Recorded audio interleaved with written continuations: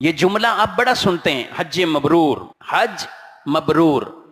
مبرور یعنی نیکی والا حج، بر سے ہے، مطلب مقبول حج۔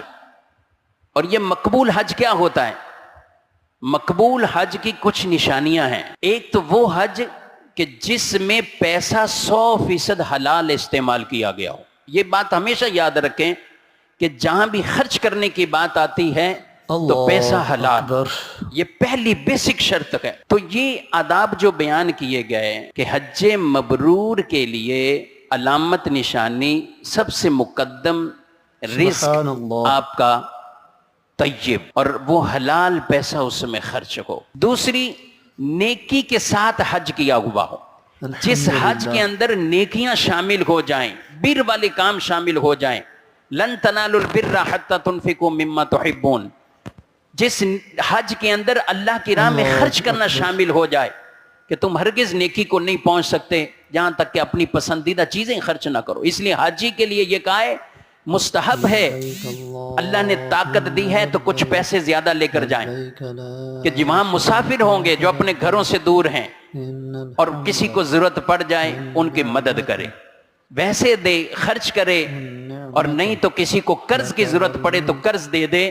تو یہ بھی ایک بر اور نیکی والا کام ہے کہ حج وہ کہ جس میں خرچ کرنا اللہ کی بارگاہ میں پایا جائے۔ آگے تیسری بات، حج کے اندر ولا رفث ولا فسوق ولا جدال فی الحج، حج میں کوئی گناہ کا کام نہ ہو، جھگڑا نہ ہو۔ حج کام ہی صبر کا ہے، حج میں صبر کا بہت زیادہ درس ملتا ہے۔ تو جس میں یہ علامت پائی جائے یہ بھی حج مبرور کی علامت ہے۔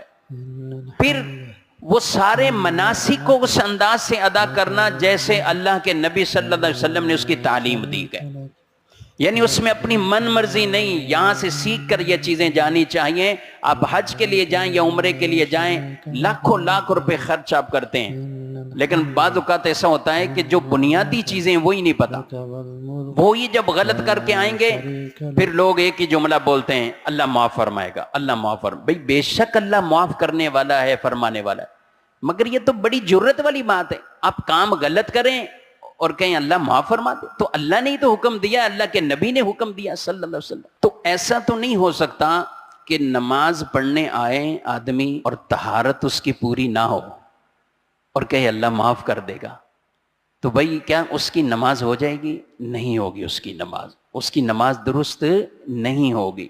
تو حج کے بھی جو ارکان ہیں جیسے اللہ نے فرمایا، اللہ کے نبی نے درس دیا،